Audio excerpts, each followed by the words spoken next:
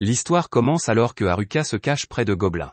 L'idiot gâche sa couverture en marchant sur la plus petite brindille qui soit, et les gobelins se lancent à sa poursuite. Haruka sourit avec une confiance absolue en sautant dans les airs, et tous les gobelins tombent dans son piège. Haruka est très content de lui, car il a réussi à survivre seul dans un autre monde. Un retour en arrière permet de comprendre comment Haruka s'est retrouvé dans cette situation.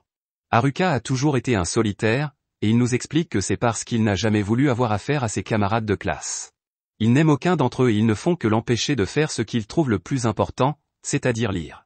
En regardant sa classe, Haruka constate que la division entre les élèves est très claire, il y a les filles populaires, les délinquants, les sportifs, le délégué de classe, les intellos et la catégorie, autres. Haruka n'appartenait à aucun de ces groupes, mais il ne voulait pas qu'il en soit autrement.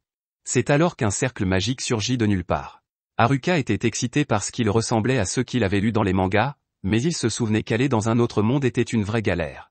Les héros des mangas finissaient toujours par devoir être entourés d'un tas de gens, mais cela ressemblait à de la torture pour Haruka. Il fit de son mieux pour sortir de la salle de classe, mais cela ne se passa pas très bien. Tous les autres élèves paniquèrent lorsque le cercle magique s'agrandit, mais Haruka réussit à s'échapper par une bouche d'aération. Malheureusement pour lui, le cercle magique l'a poursuivi jusque-là, et il s'est retrouvé dans le vide blanc générique. Haruka savait exactement à quoi s'attendre après avoir lu tant de mangas.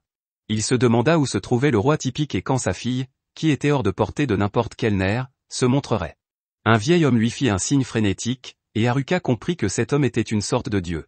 Il s'avère que la téléportation se fait selon le principe du premier arrivé, premier servi, si bien que les camarades de classe de Haruka ont déjà été téléportés et que Haruka est resté sur le carreau.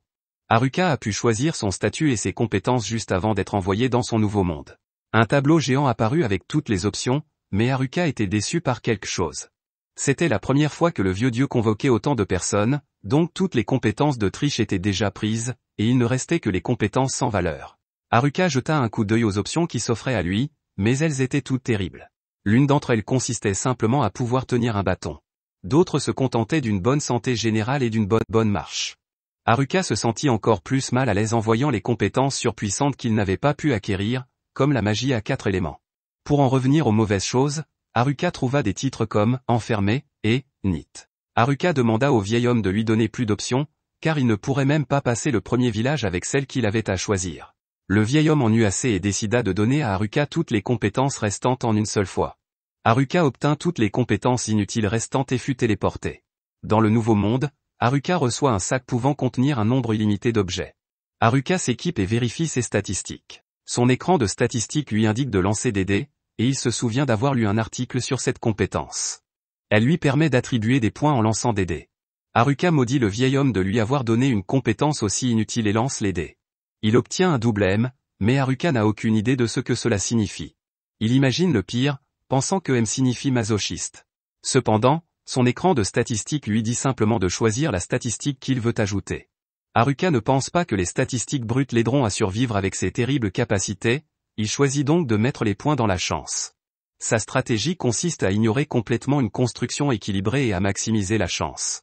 C'est alors qu'Haruka réalise que le M signifie max, car sa statistique de chance est maintenant au maximum.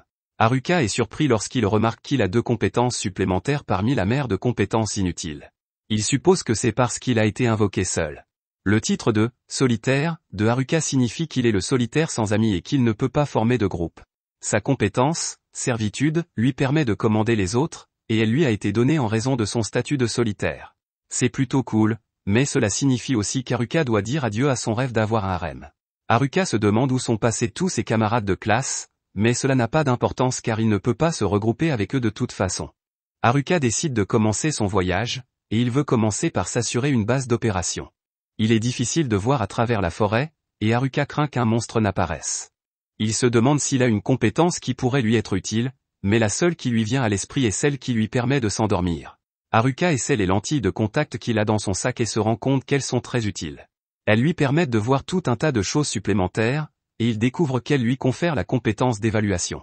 Haruka trouve alors un champignon comestible qui lui permet d'exploiter ses capacités latentes. Son sac sans fond lui permet d'en prendre autant qu'il le souhaite, et il s'excuse auprès de lui de l'avoir jugé inutile un peu plus tôt. Haruka boit de l'eau, mais il entend quelque chose au loin. Ce bruit le conduit à une grotte, et il prie pour ne pas y trouver un monstre. Le sac d'Haruka contenait des affaires de camping, il décide donc de faire de cette grotte sa base. Il utilise la magie de température pour enflammer quelques brindilles et constate que les compétences restantes sont en fait très utiles. Haruka vérifie à nouveau ses statistiques et constate que sa magie de température a augmenté, ce qui a débloqué la magie de feu. Haruka s'inquiète de ce qu'il fera si un monstre apparaît car il ne peut que le frapper avec le bâton pour le moment, mais il finit par s'endormir. Le lendemain, Haruka se réveille et constate que tout va bien. Il a des objets qui repoussent les monstres, et son titre de « Shut-in » protège son espace de vie. Haruka peut maintenant utiliser la magie du feu pour allumer des feux, alors il se prépare un petit déjeuner. Il avait du bœuf séché dans son sac et des champignons qu'il avait trouvés la veille. La nourriture est délicieuse, et Haruka est très reconnaissant pour son sac de départ de villageois. Mais ce n'est pas seulement un sac de villageois, Haruka pense qu'il s'agit plutôt d'un sac de survie. Haruka part à la recherche de nourriture pour plus tard, mais il sait qu'il doit avant tout se protéger des monstres. C'est alors que Haruka découvre la dernière chose qu'il voulait voir, 2 gobelins. Ce sont des monstres de petite taille, mais leurs statistiques sont plus élevées que prévu. Haruka se demande s'il peut gagner, mais il se rend compte que cela n'a pas d'importance car il devra apprendre à faire face aux monstres d'une manière ou d'une autre. Malheureusement, Haruka ne pense pas que son bâton soit d'une grande utilité. Haruka possède une compétence appelée « enveloppe », qui lui permet d'envelopper toutes sortes de choses avec de la magie et de leur accorder divers effets. Cela semble rendre son bâton plus fort, et Haruka est déterminé à surpasser tout le monde, même sans aucune compétence de triche. Haruka commence sa toute première attaque, et il bat brutalement le premier gobelin qui ne se doute de rien. Le deuxième gobelin tente de l'attaquer, mais ses coups sont plutôt nuls, et Haruka les esquive facilement. Haruka sait comment utiliser un nouveau pouvoir, et il élimine le deuxième gobelin. Ensuite, Haruka est heureux d'avoir gagné sa première bataille, et il retourne à la base.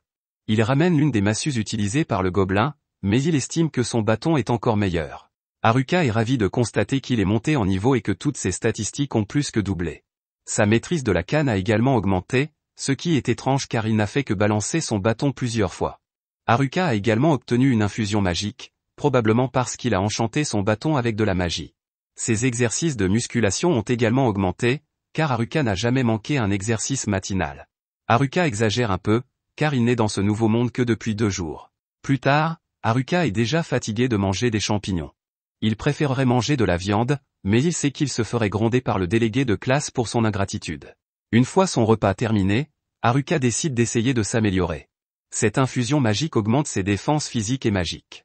La compétence d'évaluation d'Haruka a également atteint le niveau 2, mais il se demande pourquoi il affiche un tas de points d'interrogation sur toutes ses affaires. Haruka décide de ne pas trop réfléchir et part. Il se réjouit que la forêt l'ait déjà gratifié de quelque chose, mais il se rend compte que ce n'est qu'un champignon de plus. Haruka cherche de la viande qui pourrait pousser des arbres, mais il se souvient qu'il est censé pratiquer sa magie. Haruka constate que son corps amélioré est beaucoup plus léger, à tel point qu'il a l'impression de se téléporter. Mais ce n'est pas tout, car sa dextérité est désormais démentielle. Haruka trouve un gobelin plus puissant, mais il le vainc facilement.